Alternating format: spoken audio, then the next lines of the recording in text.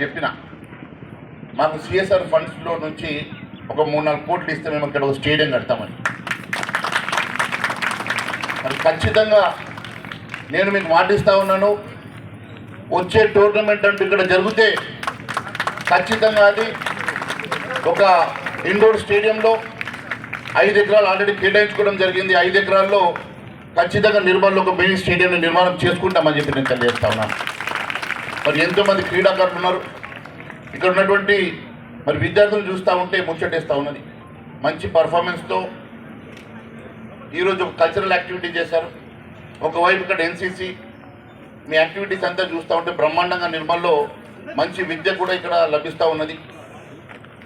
మరి ఇక్కడ వివిధ ప్రాంతాల నుంచి దాదాపు 300 మంది క్రీడాకారులు కూడా ఇక్కడ రావడం, మరి వారందరికీ కూడా అన్ని రకాలుగా ఆర్గనైజ్ చేస్తున్నటువంటి ఆర్గనైజర్స్కి, ముఖ్యంగా ఈ స్టేడియంని ప్రొవైడ్ చేసినటువంటి మరి మేనేజ్మెంట్కి కూడా నేను ధన్యవాదాలు తెలియజేస్తా ఉన్నాను.